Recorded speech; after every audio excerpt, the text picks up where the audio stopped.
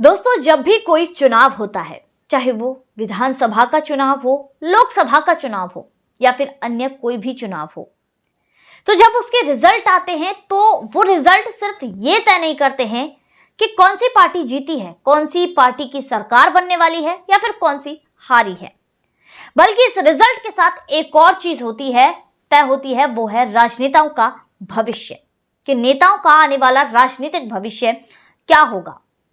दोस्तों, आज की इस वीडियो में हम बात करेंगे ऐसे 5 नेताओं की, जिन 5 नेताओं का हाल ही में 5 राज्यों में हुए विधानसभा चुनाव के बाद जो राजनीतिक भविष्य है वो खतरे में पड़ गया है। जो आने वाला राजनीतिक भविष्य है उसकी लुटिया डूबने वाली है। आखिर कौन से हैं ये 5 नेता?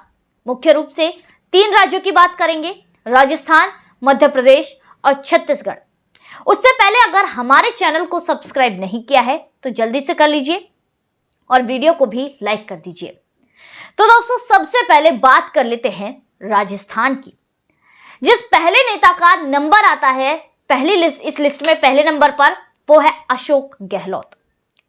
अशोक गहलोत ने हार की हैट्रिक तो पार कर ली है, 3 बार लगातार चुनाव हारकर। वो तो पार्टी की वजह से वो मुख्यमंत्री बने, पार्टी ने बार बार उन्हें चुनाव जीतकर मुख्यमंत्री बनाया और उन्होंने बदले में पार्टी को दी हार, पार्टी को बार बार हरवा दिया।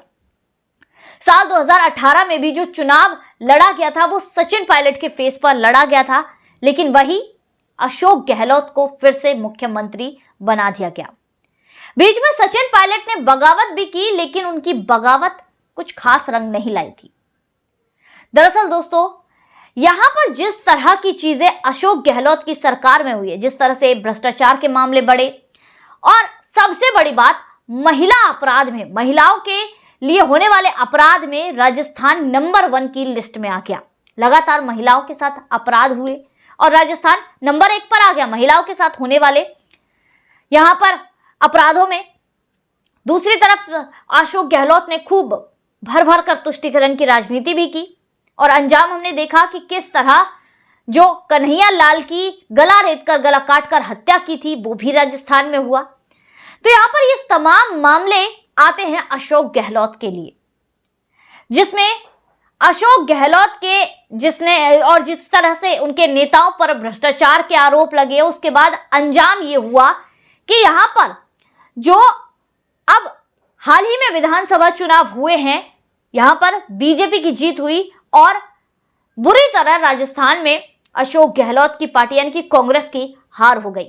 कांग्रेस ने जिस तरह से अशोक गहलोत पर विश्वास करके उसको बार बार मुख्यमंत्री बना दिया और सचिन पायलट को भी इससे पीछे कर दिया। अब देखिए, सचिन पायलट ने साल 2018 में सोचा कि भैया हम मुख्यमंत्री बन जाएंगे, लेकिन हुआ क्या कि यहां पर अशोक गहलोत को कांग्रेस द्वारा मुख्यमंत्री बना दिया गया और सचिन पायलट को 5 साल का और वेट करना पड़ेगा, ये कह दिया गया। लेकिन अब सचिन पायलट का जो इंतजार है वो कुछ लंबा हो चुका है, अब बीजेपी की यहां पर सरकार आ गई है।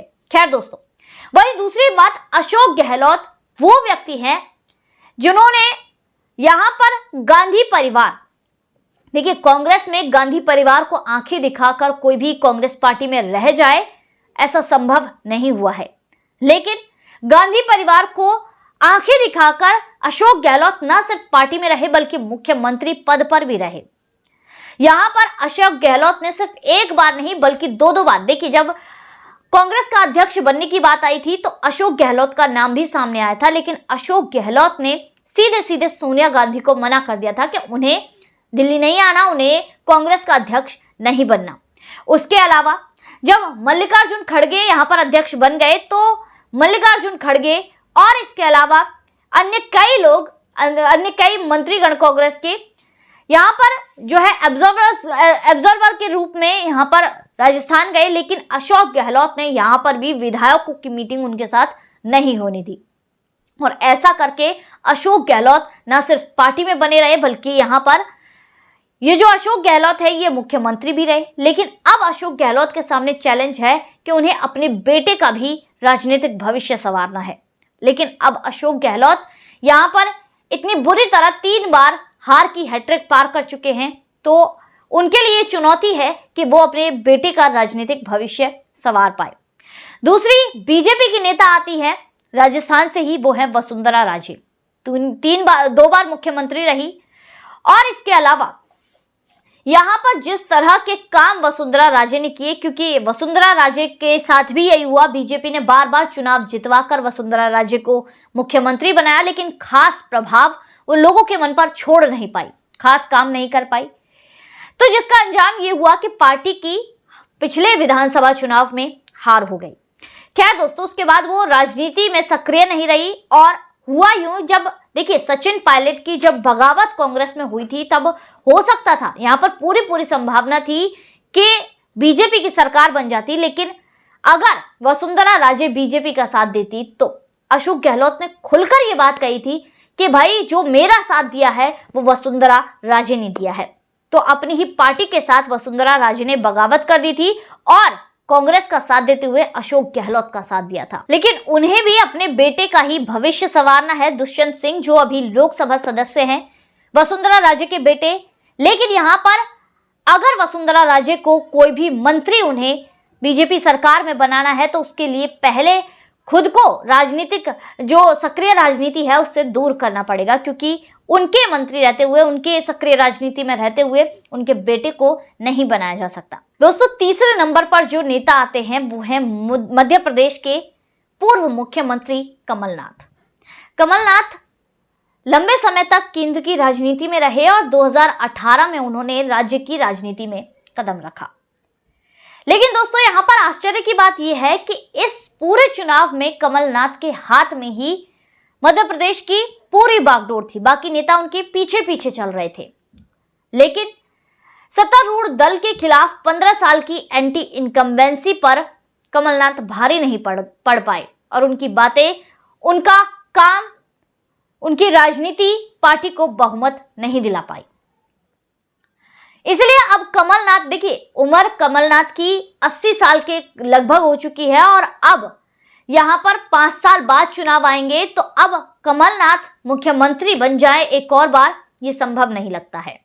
वहीं दूसरी तरफ चौथे नंबर पर आते हैं दिग्विजय सिंह, जो कि मध्य प्रदेश के हैं और 10 साल मुख्यमंत्री रहे हैं।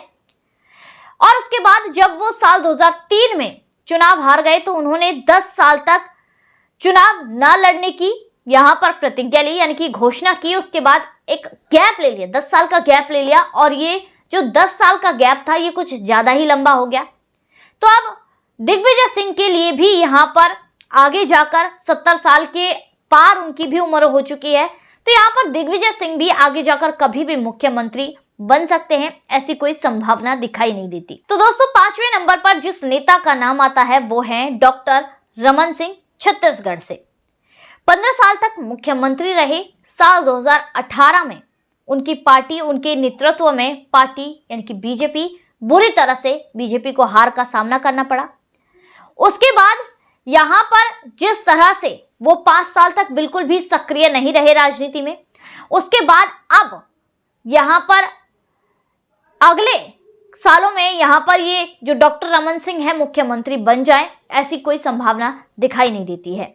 तो ये 5 नेता हैं जिनका राजनीतिक करियर का पता कि किस तरह उनकी लुटिया डूब रही है इस चुनाव के, यानी कि इन 5 राज्यों के विधानसभा चुनाव जो हुए हैं, उनमें से इन 3 राज्यों के रिजल्ट ने इनका राजनीतिक करियर, राजनीतिक भविष्य क्या होगा, ये साफ साफ दर्शा दिया है। तो दोस्तों, आज की वीडियो में बस इतना ही। फिर मुलाकात होगी ऐसी वीडियो के साथ, तब तक के लिए देखते रहिए थिंक टाइम।